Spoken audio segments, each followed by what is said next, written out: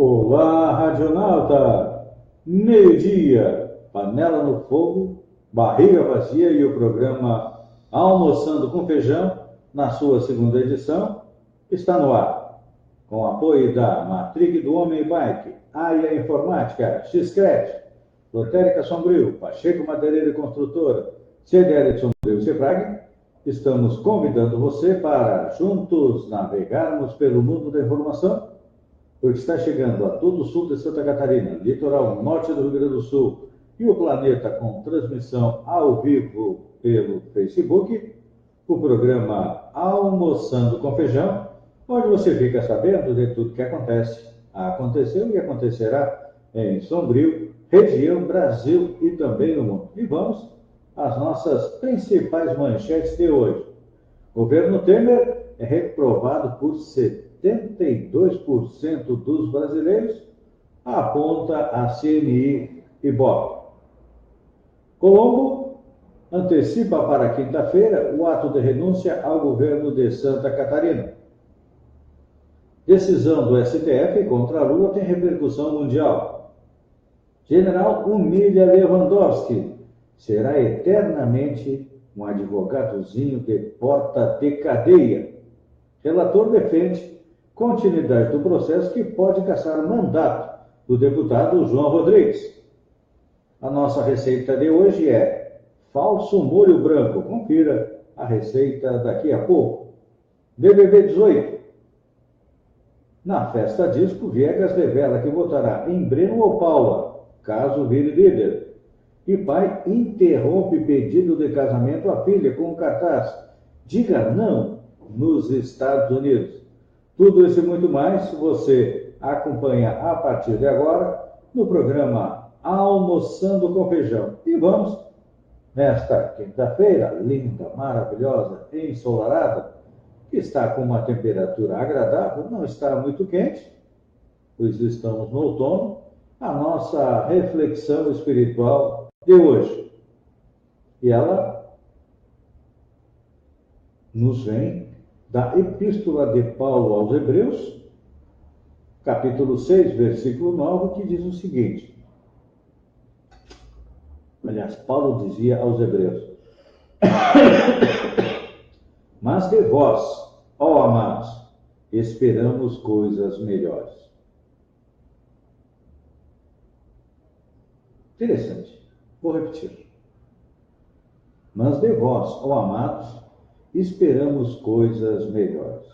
Ontem, pode-se dizer que o Brasil ontem trabalhou com um ouvido nas coisas do dia a dia, um olho no seu trabalho e outro lá no STF.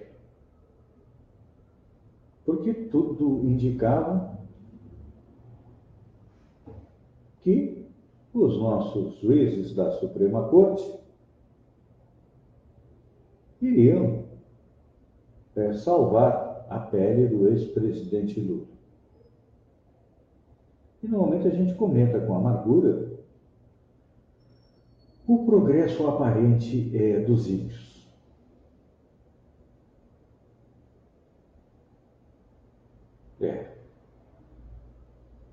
Quantas vezes nós admiramos homens de boa posição que desconhecem o escrúpulo e são muitas vezes colocados na alta esfera financeira, administrativa e econômica. E na política também. Muitos se perguntam, mas onde está o senhor que não viu estes processos escusos? E normalmente quem questiona isso evidencia muitas vezes a ignorância das leis divinas.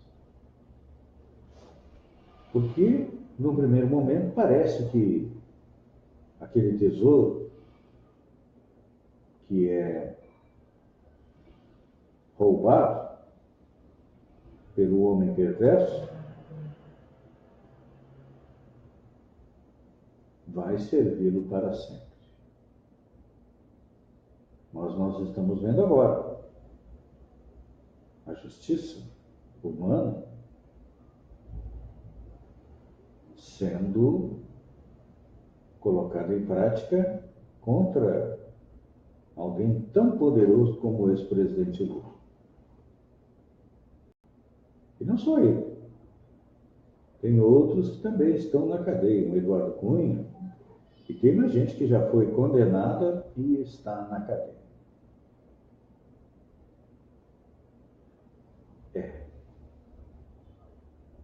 E às vezes a gente fica pensando, vale a pena ser honesto?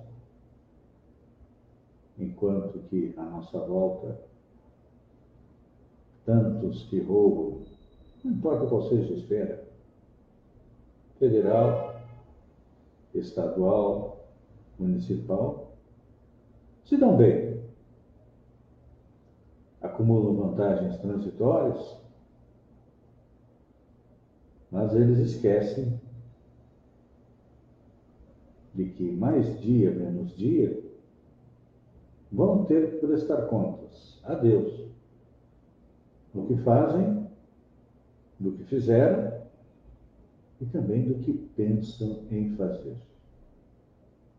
E a partir do momento que nós conhecemos as leis divinas,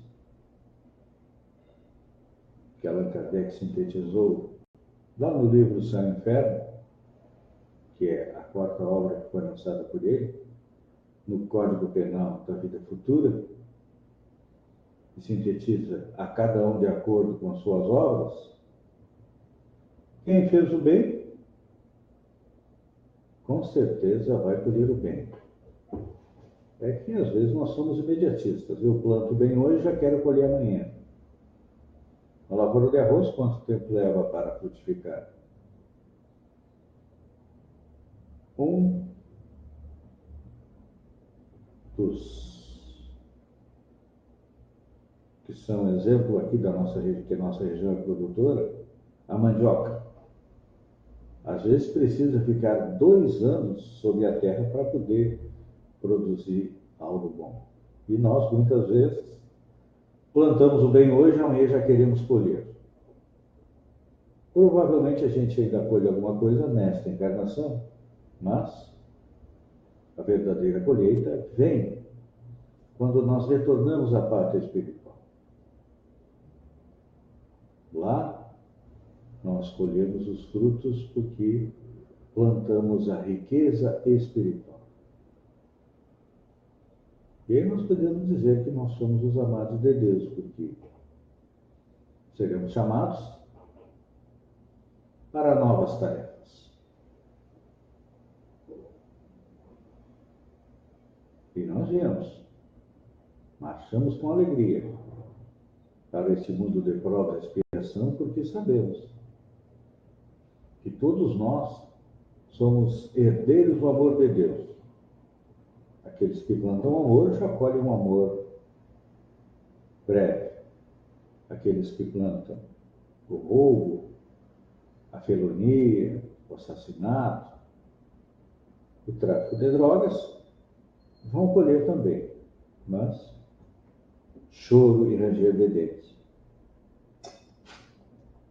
E aí, quando muitas vezes nós vemos alguém passando por extremas dificuldades, nós vemos espíritos que vêm à Terra e precisam da ajuda de todos, porque vêm com necessidades especiais. Vendo isso, nós compreendemos que a justiça divina dá a cada um de nós de acordo com as nossas obras. E aí, nós começamos a deixar de lado a indiferença, a ambição, a avareza, a preocupação com amontoar dinheiro, e começamos a trabalhar pela nossa própria evolução e evolução dos que estão à nossa volta. É assim que funciona a justiça divina, a qual todos nós estamos sujeitos. Às vezes eu tenho uma certa raiva do presidente Lula, do Dilma Rousseff, do Eduardo Cunha, do presidente Michel Temer, e todos aqueles que estão roubando ou que roubaram o nosso dinheiro, porque eu vejo pessoas morrerem na porta dos hospitais, pessoas mendigando na rua, porque não tem o mínimo necessário, às vezes me revolto. Mas depois, compreendendo as leis divinas, eu sei que são os coitados, os pobres infelizes,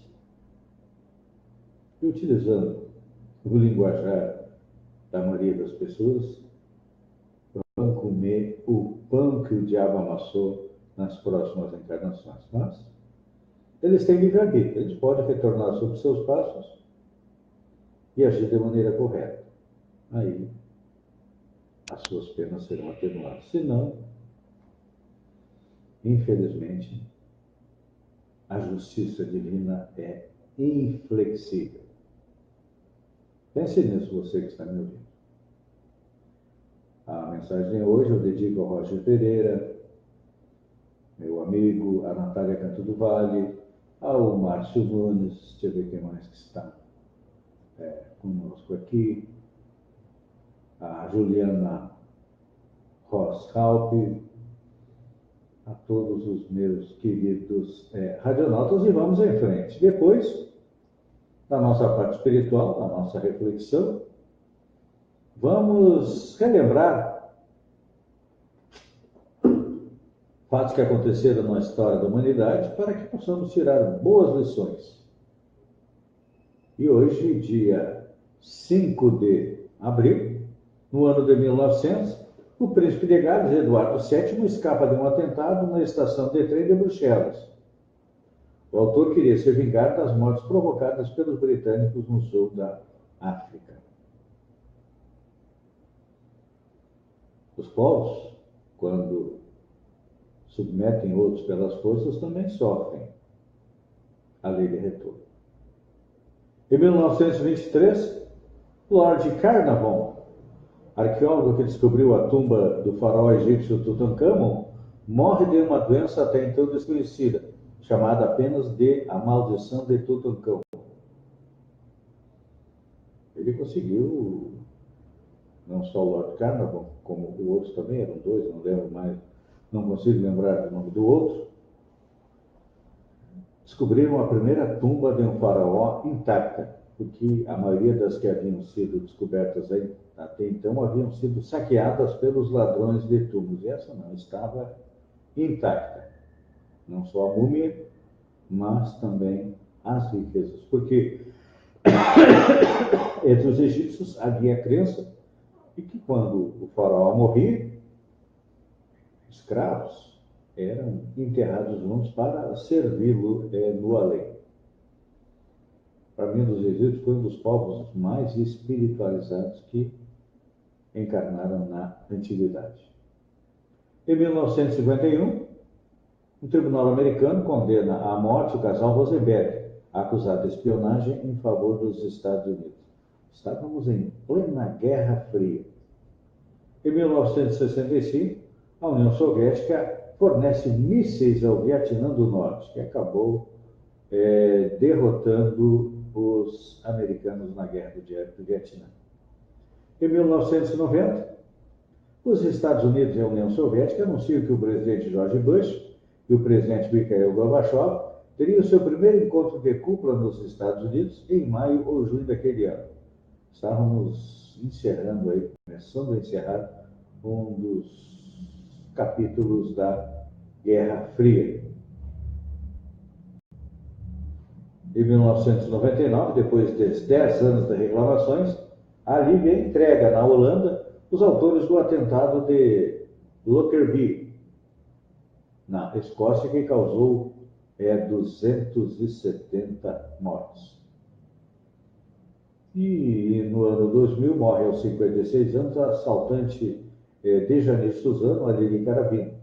Sua vida foi retratada no cinema em 1978 pela atriz Betty Farias.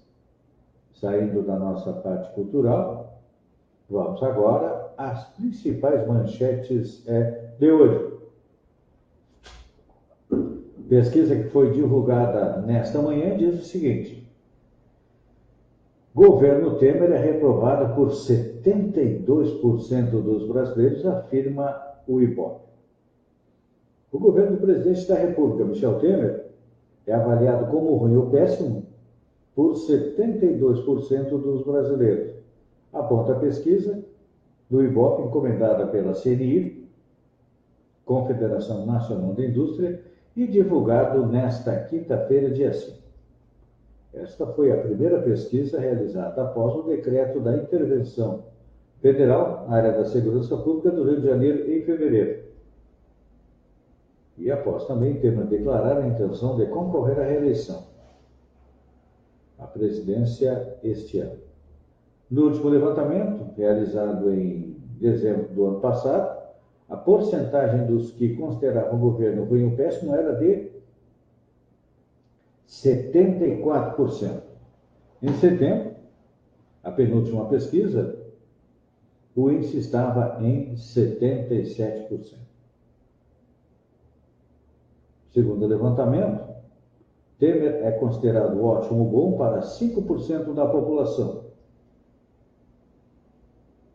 Antes, 6% da última pesquisa. Em setembro, o índice atingiu 3%, o pior resultado desde o fim da ditadura para um presidente. Os que avaliam o gesto do MDBista como regular é de 12%, em dezembro era 19% e em setembro é 16%. O percentual dos que não souberam avaliar são 2%. A pesquisa entrevistou 2.000 pessoas entre 22 e 25 de maio em 126 municípios do Brasil. A margem de erro é de 2 pontos percentuais para mais ou para menos, com o nível de confiança de 95%. E olha só, somente 8% dos brasileiros confiam no presidente Michel Temer. No final do ano passado, era 9%. Já os que confiam, ou melhor, os que não confiam, passou de 90% para 89%. E os que não souberam responder, ficou em 3%.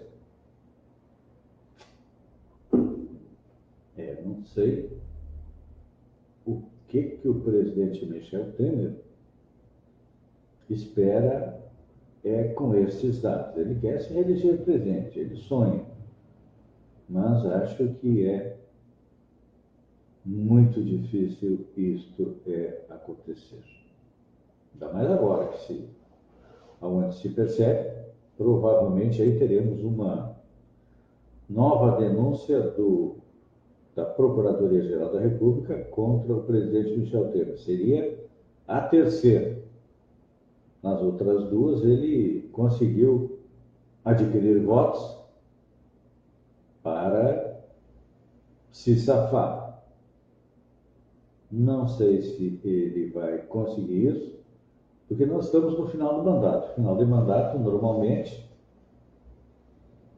os deputados e senadores não querem complicar seu lado com a população defendendo alguém que pode estar morto ali na frente. Olha, eu diria que o presidente Michel Temer é como se fosse um cadáver ambulante. Então, vamos aguardar. Até o próprio Henrique Meirelles, que havia assinado ficha no MDB para ser vice do presidente Michel Temer, já abriu mão de ser vice dele. Então, acho que o futuro do presidente Michel Temer é negro. Seguindo em frente, olha, a pesquisa também questionou quais os assuntos mais lembrados. Primeiro, a corrupção no governo, sem citar episódio específico. Depois, a intervenção federal no Rio, o adiamento da reforma da Previdência e o fato do presidente Michel Temer ser alvo de inquérito, atualmente, pelo decreto dos portos. Então, está aí o que pensa o brasileiro. Raimundo Colombo antecipa para quinta-feira o ato de renúncia ao governo de Santa Catarina. O governador licenciado Raimundo Colombo decidiu antecipar de sexta-feira para hoje, às 13 horas e 30 minutos, a formalização do pedido de renúncia do cargo que vem exercendo há 7 anos consecutivos em Santa Catarina. A entrega da carta de renúncia seria feita ao presidente da Assembleia, Aldo Schneider, e às 14 horas, Colombo vai conceder uma entrevista coletiva na sala de imprensa da Leste. Então, deve ter sido adiantado um dia também, deve ser amanhã, a posse do novo governador, que aliás já está em exercício, Eduardo Moreira. No sábado, em Lages, vai acontecer um ato para celebrar aí os 7 anos de mandato do Raimundo Colombo, na pousada rural do Sesc, às 10 horas. Os organizadores esperam a participação de deputados, prefeitos, vice-prefeitos, vereadores e lideranças do PSD e amigos de Colombo de todas as regiões de Santa Catarina. O próprio presidente nacional do partido, Gilberto Kassab, diz que estará presente. É claro que essa concentração não é nada mais, nada menos do que o palanque, onde o Raimundo Colombo deve fazer uma prestação de conta do seu governo e, se lançar candidato, a senador. Vamos ver a repercussão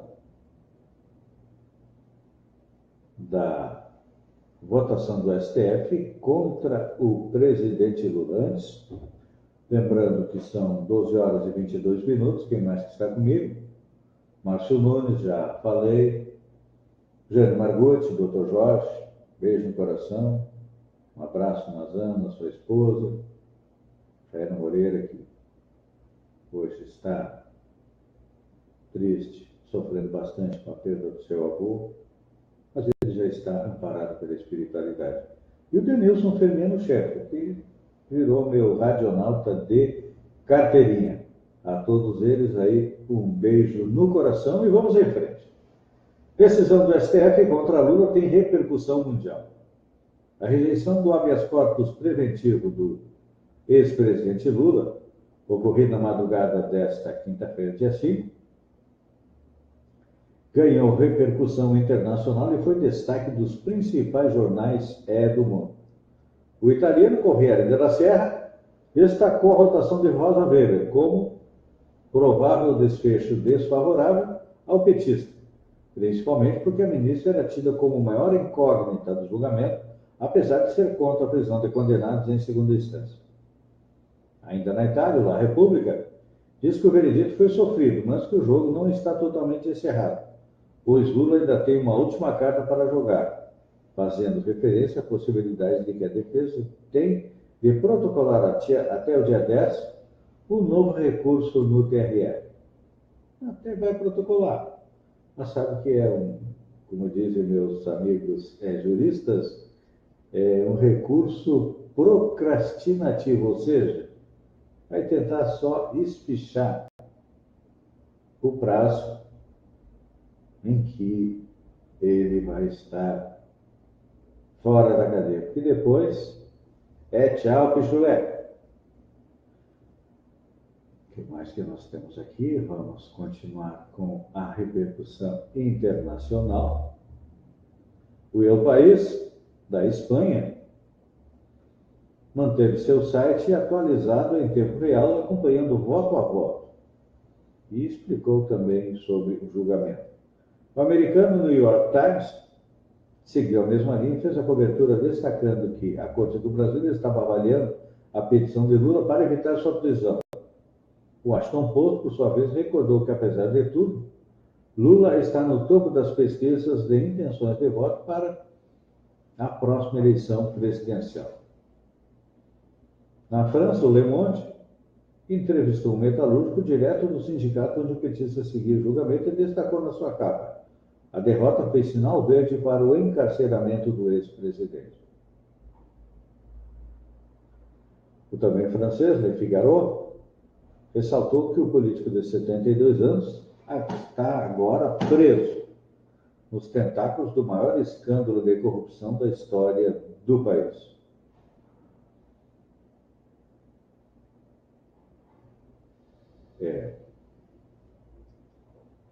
Realmente, ontem nós tivemos um dia histórico para o país. Ninguém tira da minha cabeça que se o resultado fosse diferente, provavelmente hoje nós teríamos o exército nas ruas. Teríamos aí um golpe militar. Porque todo o exército estava apoiando as palavras do ministro do Exército, que veio a público dizer que está na hora de botar bandido na cadeia. Não importa que seja de colarinho branco, seja ex-presidente ou seja sei lá o quê. Se não fosse a pressão do Exército, a pressão da sociedade, dos magistrados, o Pichuleco tinha conseguido o seu alvará de soltura. E olha só como é que estava a situação. Após o voto do ministro Ricardo Lewandowski no julgamento do habeas corpus de Lula, o general Paulo Chagas fez duras críticas ao ministro. Lewandowski não tem cacuete de juiz. Será eternamente um advogadozinho de porta de cadeia. E ainda completou ele. Lula já sabia que ia precisar de um profissional desse gabarito quando os seus crimes fossem descobertos. Ontem nós estávamos numa encruzilhada. Ainda bem que o Brasil tomou o caminho correto. E olha, muitos dos votos a favor da prisão do Lima, que não concedeu habeas corpus, na minha visão, estavam muito bem fundamentados. Porque, olha, o cara até pode ser inocente, pode ser presumir a inocência. Só que, segundo o Luiz Roberto Barroso, os advogados que me corrijam, a primeira e segunda instância analisam o fato em si, analisam as provas. Depois de condenado, as instâncias superiores, o STJ e o STF, analisam o processo, não analisa a culpa. Analisa o processo em si, então. Se o processo for bem conduzido nas duas primeiras instâncias, tchau, né? Cadeia pro cara. E olha só, relator defende continuidade do processo que pode cassar o mandato do deputado João Rodrigues. O deputado Ronaldo Lessa, do PDT do Alagoas, relator no Conselho de Ética do Processo Disciplinar que apura a conduta do deputado João Rodrigues, recomendou nesta quarta-feira, em parecer preliminar, a continuidade do processo. Um pedido de vistas por 2 dias úteis adiou a votação do parecer do colegiado para a próxima semana. Se ele foi condenado, ele foi preso, e se o regimento interno do Senado diz que quem é preso é condenado perde mandato, também, tchau. Mas faltava 2 dias para prescrever a pena. Podia faltar 1 minuto. Que não importa. São 12 horas e 29 minutos. Vamos aí à nossa receita do dia para encerrarmos almoçando com feijão. E é um falso molho branco. Feijão, o que é isso, um falso molho branco? Que é a utilização da couve-flor como ingrediente principal desse falso molho branco. Então vamos ver os ingredientes. 2 pés de couve-flor pequenos, 2 xícaras e meia de chá de leite desnatado quente, meia cebola picada, 3 dentes de alho amassado, 1 pitada de noz moscada ralada, sal e pimenta a gosto, 1 colher de manteiga e 2 colheres de sopa de azeite.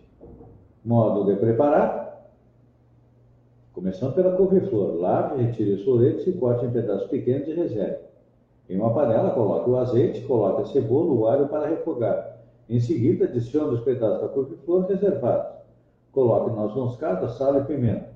Acrescente ainda o leite quente, misture e deixe cozinhar em fogo baixo por aproximadamente 10 minutos com a panela tampada. Enquanto o molho vai cozinhando, você pode ir cozinhando também a massa do macarrão. E olha, Tem alguns espaguetes diferentes, tipo de abobrinha, integral, enfim. Tem de espinafre também. Depois, retire do fogo o molho, coloque no liquidificador, bata bem até que fique um creme homogêneo. Se for necessário, acrescente mais leite quente e coloque por cima do macarrão e olha, bom apetite. Só rapidinho, na festa disco, Viegas revela que votará em Breno ou Paulo, caso vire líder. E hoje tem prova da liderança e paredão hoje à noite e no domingo novamente. Querido Radionauta, eu agradeço aí a Adriana Lente Stella Becker Magnus, a Elisete Colares que entraram, a todos os demais radionautas, quem mais que está aqui, deixa eu ver.